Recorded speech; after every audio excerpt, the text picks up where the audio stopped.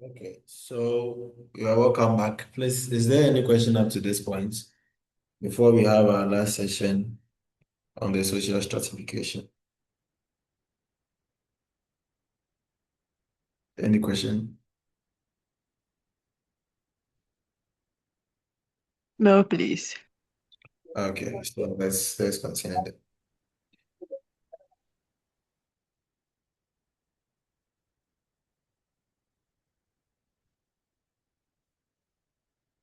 Okay, so now let's look at social mobility.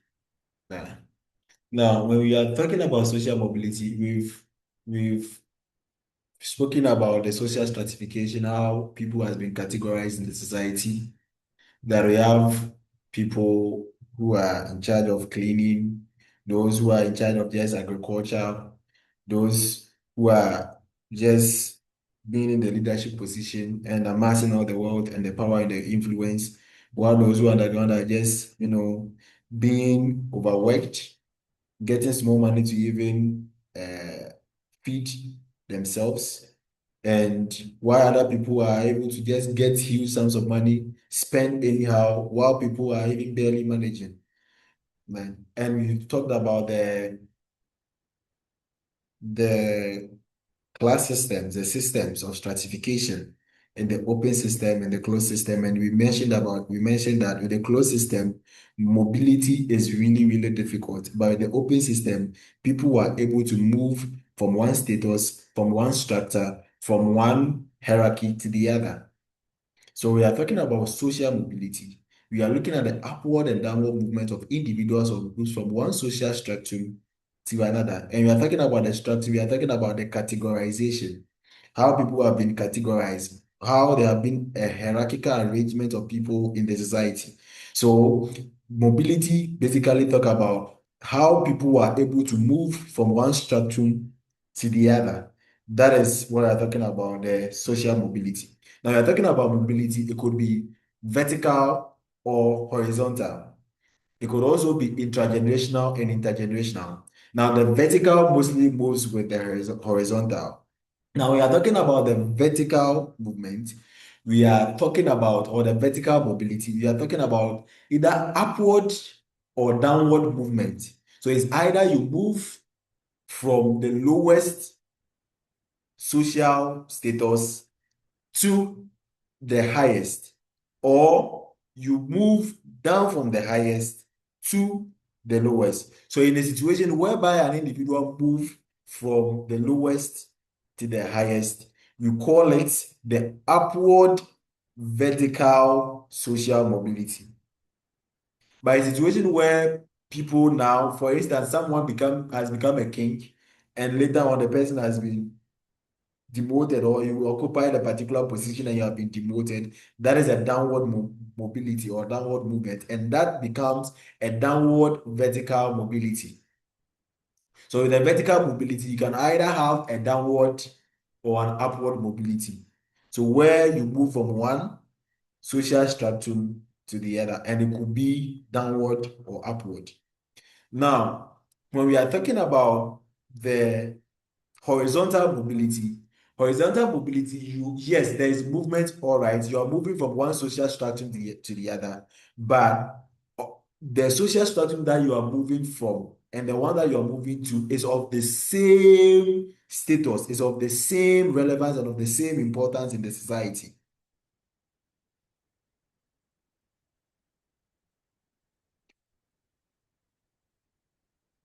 Hello, you can hear me? Please, we can hear you. Oh, so people are saying that they can't hear me. Amankwa, can you hear me now? Amankwa Esther, can you hear me now? Please, can you check your connection? Can you check your connection? Right. So with a vertical mobility, it need not to be from a higher status to the other, or from a lower status to the higher status, or from a higher status to the lower status. With a vertical mobility, yes, there is mobility, all right, but of the same social status. So moving from a social status to the other, but the social status is of the same relevance, the same importance. So moving from one status to the other, approximately of similar position. Example, changing jobs at the same level.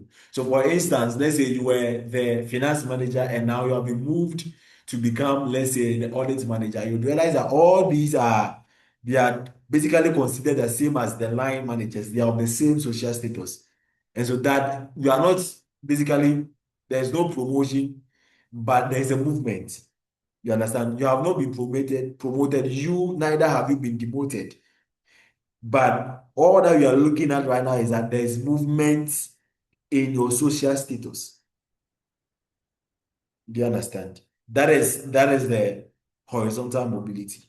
Now, when you're talking about intergenerational mobility, for instance, when you compare yourself with your parents, with your bloodline, with your parents. Now, your parents are, let's say, farmers. Your parents are petty traders. But now you could see that you've been able to do better as compared to your parents. For instance, you've been able to, let's look at your academic status right now. Your parents, they were able to just finish GHS. But now you've been able to finish SHS, and now you are at the university. And so with that, when you compare yourself, you realize that you have done much better as compared to that of your parents. And this is what we call the intergenerational mobility. So the comparison between parents' social class and that of their children. So this measures how much social position changes across generation. So you realize that like that there's a saying that, oh, me, even though I was not born into a rich family, but I will make sure that a rich family comes out of me. That is what we call the intergenerational mobility. So we are comparing the family that you were born into. That is your family of orientation, and you, the family of procreation, how you know well you are able to become. You are not allowing the family that you are born into to become a thing or to become a cap on your abilities in the society or what you become in the society. And that's what we are talking about as the intergenerational mobility. So looking at how positions have changed across generations. Now, key question: do children achieve higher status than their parents? Do children achieve higher status than their parents? Is a question that we need to be thinking about. Or you can have a situation where the children is worse off as compared to the social class of the parents. Right. So that is the issue of mobility. So mobility, you are looking at movement in the social structure. And the movement in the social structure, it could either be that you are moving from one position or one status to the other, but the two status are of the same relevance, the same position, and the same importance, and that is what we call the horizontal mobility. But a situation whereby you move from one social status or a higher social status to a lower social status, and that is what we are looking at, we are calling a vertical or a downward vertical mobility. But a situation where you move from a lower status to a higher status, and that is what we call the upward vertical social mobility. So you need to look at that. And bear in mind, the mobility is possible, especially in an open system of social stratification. Because in an open system, there is therefore that flexibility for a person to move from one social structure or one social structure to the other. But in a closed system, it's highly difficult because your economic orientation, the kind of person you're going to marry in the society, has been determined by birth. Whether you like it or not, you are going to be a farmer because you are born into a family that has the economic orientation of farming. You were born into a family that has an economic orientation of fishing, and as such, you become the fisherman's daughter. By hook or crook, you become a fisherwoman or a fisherman. You understand? And that is how it is. So that is, you need to see social mobility from that perspective. Now let's look at the theoretical perspective.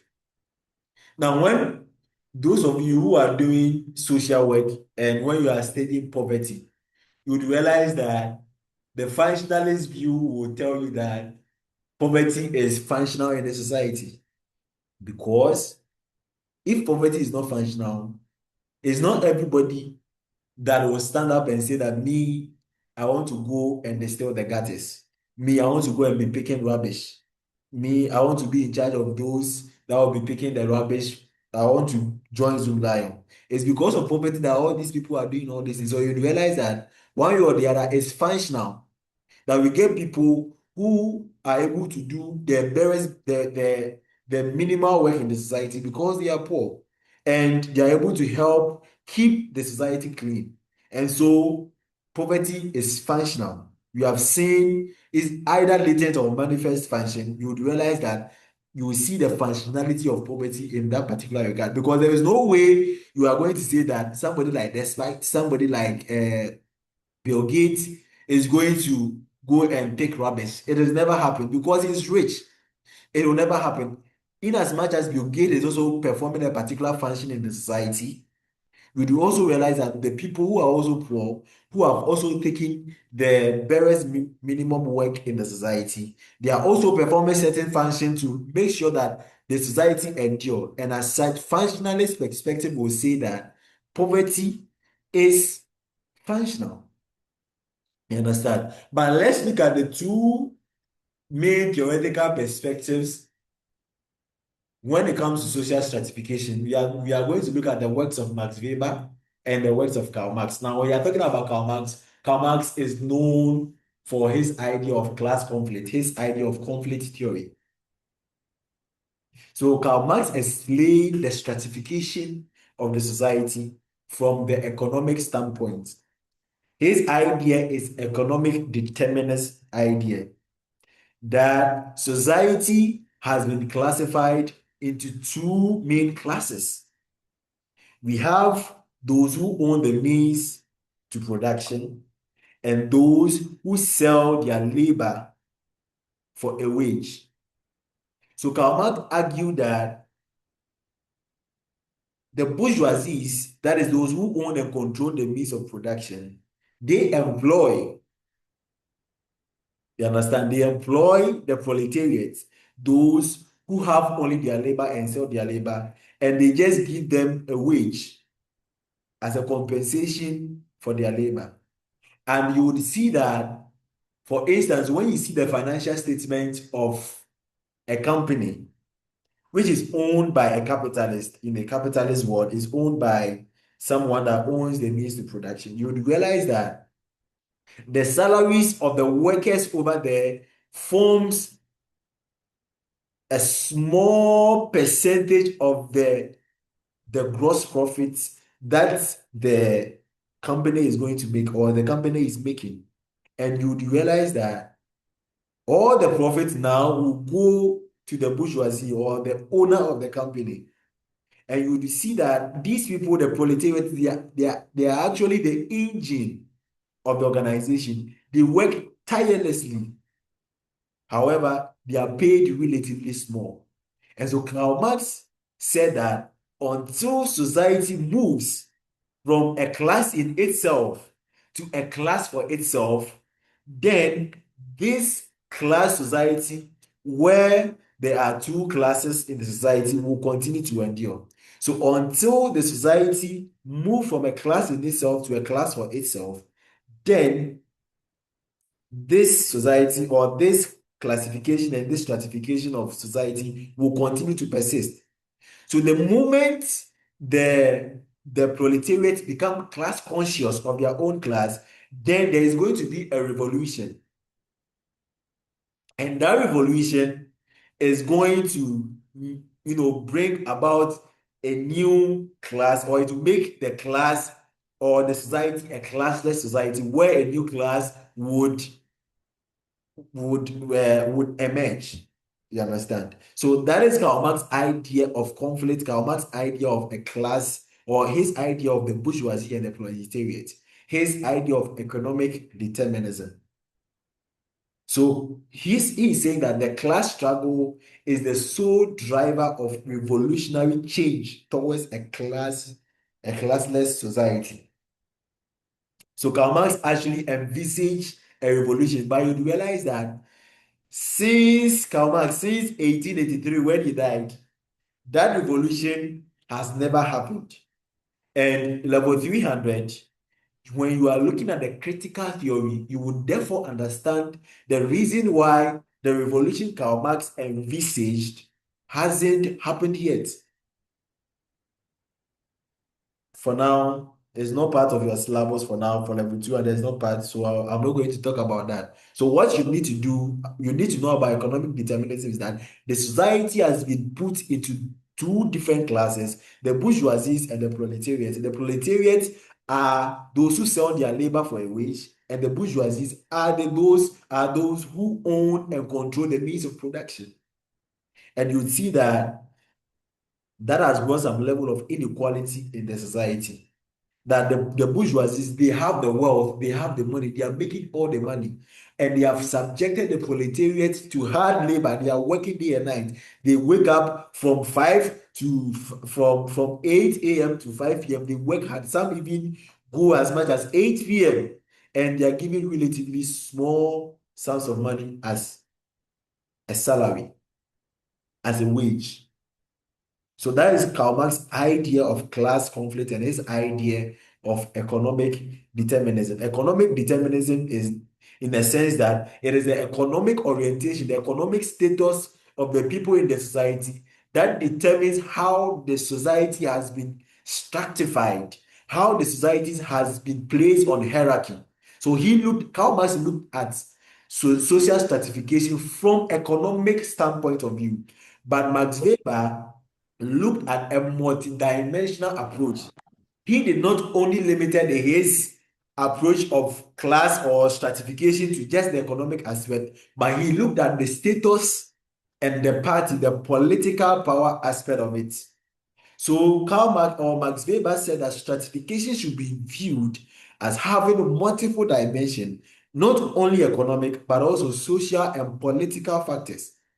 So you realize that Karl Marx, he looked at class, Max Weber looked at class, that is economic status of the people in the society. He also looked at the status, and status here is a social honor, the prestige, the respect that people are given to people is also a basis upon which the society is stratified, and also look at the political power. One way or the other, you would realize that you can't tell me that the way Gamanche, the way the president of Ghana is going to be revered and is going to be treated, is going to be the same as the average Ghanaian. No. Why? What is the difference? Mahama, or the president of Ghana, is a Ghanaian. You are also a Ghanaian. But what is causing the difference in treatment here is because of the political power that has been bestowed on the president of Ghana. And as such, you would realize that the president of Ghana has been given higher respect, he has been given privileges, he has been given opportunities, and he has access to wealth as compared to the average Ghanaian because of the political power that has been given to the president of Ghana. So Max Weber is saying that no, we shouldn't limit the stratification of the society based on just the economic. We need to also look at the prestige or the social status. We need to look at the political power that people have in the society. So Max Weber gave us a multidimensional approach, and Karl Marx gave us just uh, uh, economic deterministic approach of social stratification. So I've summarized their whole idea, and you see that Karl Marx gave us his idea was just based on economic, but Max Weber is just a multidimensional approach. Max Weber is a multidimensional approach, right? And so Max Weber is just a multidimensional approach where he looked at just a class, he looked at social status, and he looked at party, that is a political power. And we look at the revolution and reform. So Max Weber, his idea is a reform, it's a gradual change in the society. But Max Weber, or Karl Marx, sorry, envisaged a revolution. And you know that a revolution happens like is one, is one of the swiftest change that you could ever have in a society. A revolution is as swift.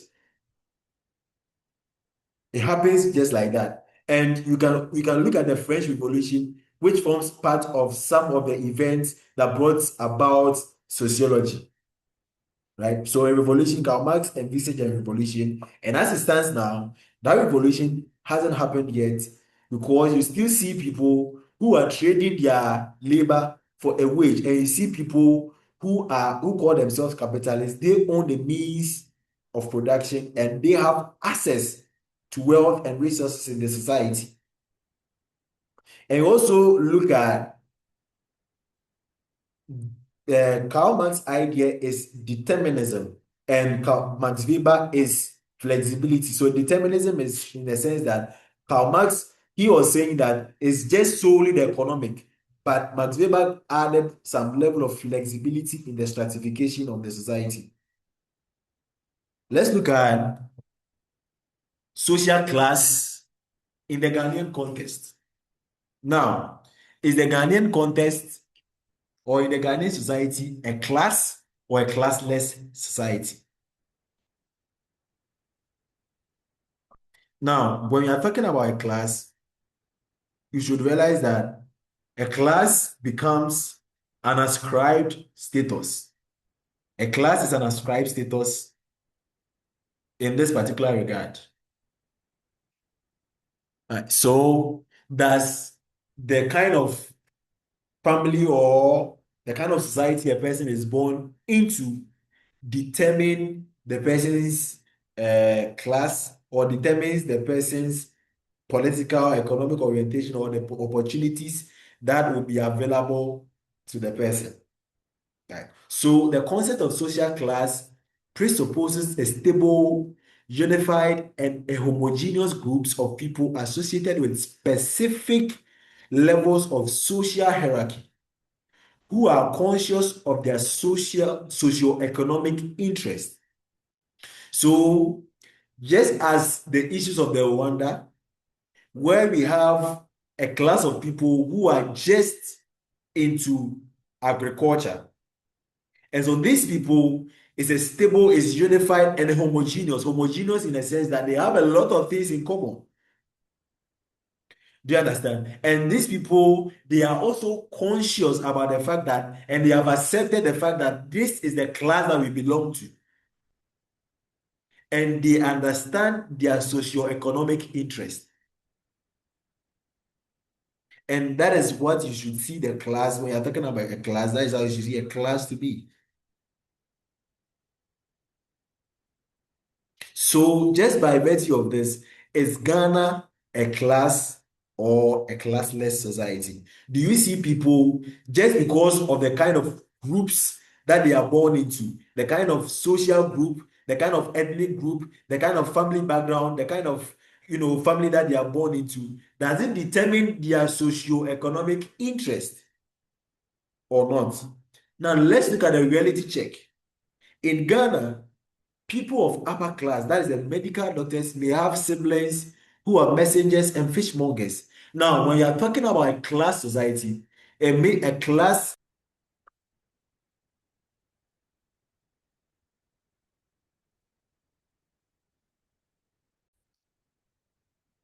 Okay, so I want us to look at the social class in the Ghanaian context. And as I was saying, I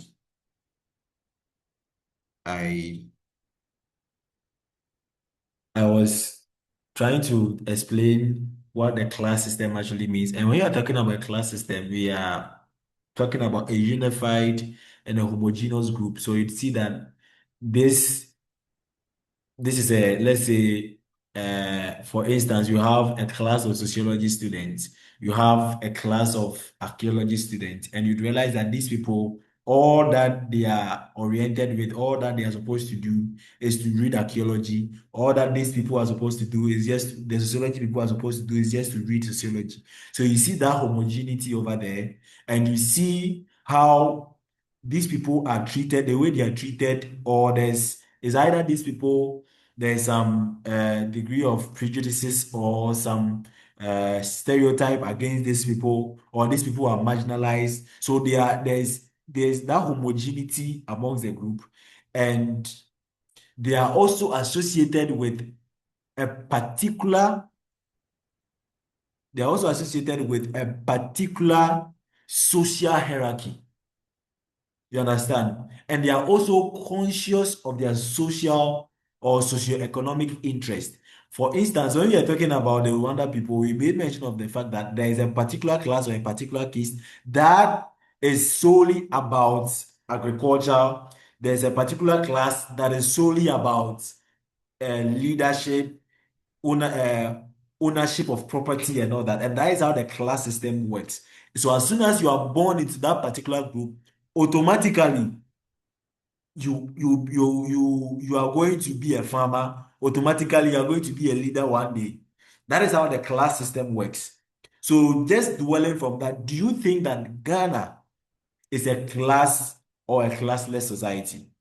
I was saying that in Ghana, you can see someone who is a medical doctor, but the parents of the person or the parents are farmers, and the siblings could be, let's say, a fishmonger. The other siblings could be politicians and all that. So you would see that just by looking at from this perspective, you would realize that Ghana is not a fully engrossed class society.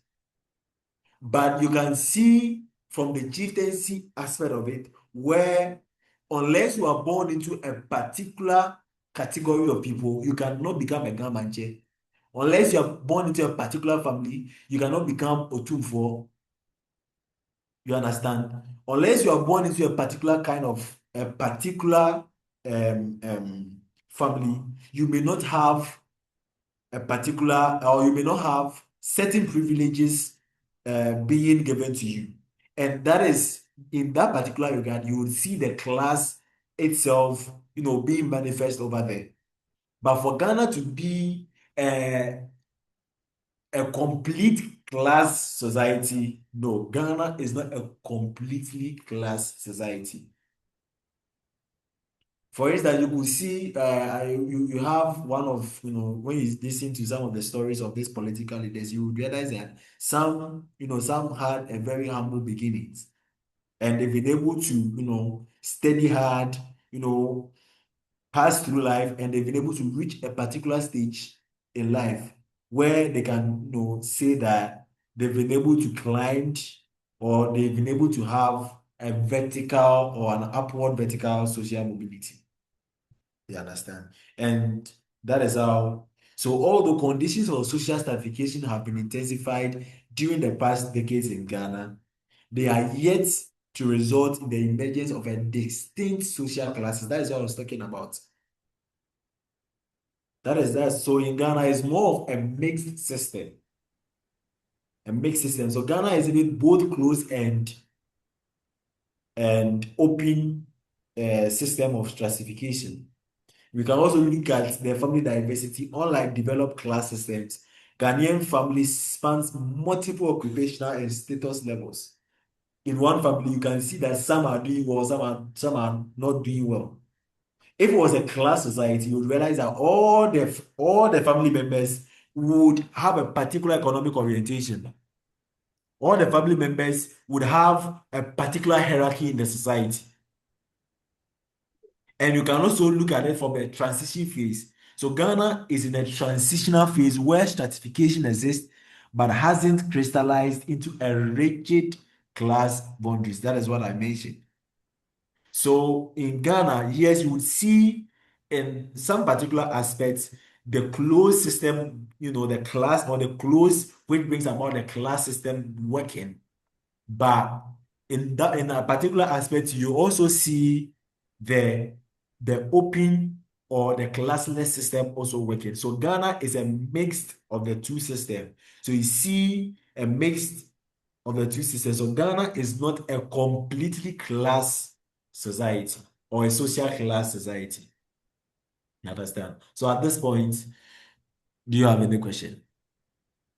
Any question? Hello. Yeah. Please, can I get an example of the closed system in Ghana? So the closed system, that is what I was talking to you about. That, for instance, let's take the chieftaincy. I think a typical example is a chieftaincy, where you need to be born into a particular kind of family. You need to be born into a royal family before, for instance, you can even be considered as a potential Asante or chief of the Ashanti Kingdom, or a potential Gamanche. And that is an example of a closed system. So in that particular, as soon as you are born into that particular family, your destiny is it has been predetermined. That there's a high chance that you will become a leader in the society. And even though you realize that, even though you may not become or you may not become the king, but because you form part of that royal household or you form part of that royal family, there's some level of respect, some level of access to economic wealth, some level of prestige that has been or that will be given to you by virtue of you being or forming part of that particular group or that particular family. So that is a complete example of the closed system or the class system in Ghana. Please, is it okay now? Yes, please. Thank you. You're welcome. Please, is there any other question?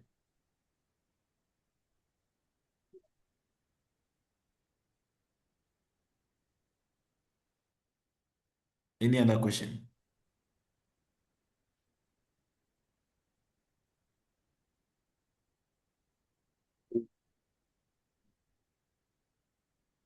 All right. So if there is no further question, then this is where we would bring our our lectures to our meeting to an end.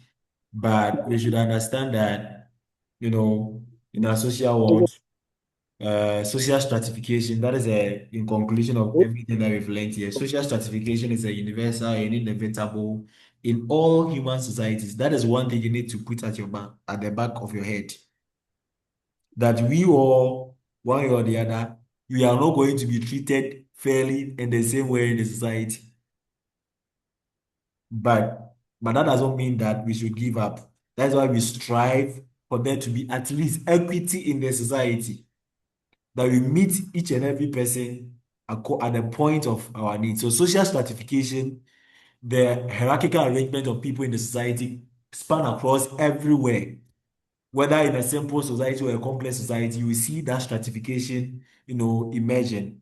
We have also studied the four pillars, the various foundations upon which stratification is being done in the society. Look at the wealth, power, prestige, and privilege, right? And we also look at the system, the types of the systems. You looked at the closed system and an open system. And we also made mention of the fact that we could have a society that has a mix of the two. That is just a hybrid of the open and the closed system.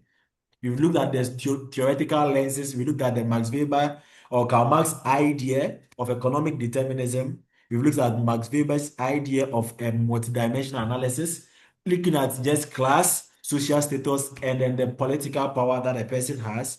And we've also tried to narrow it down to a Ghanaian context to see whether Ghana is a complete class society. But the fact that we are saying that Ghana is not a complete class society does not mean that stratification does not exist in the society.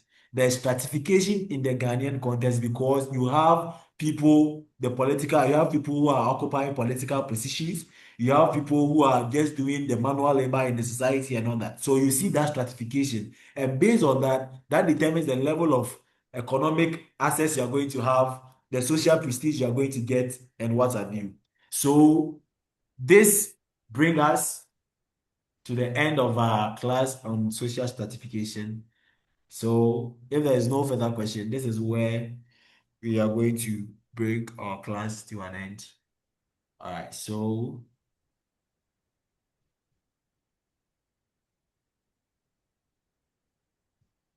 I beg you, please let us watch the videos because during exam time, we don't get time to talk to everybody, reply to everybody. So that's just why I've recorded the videos for you.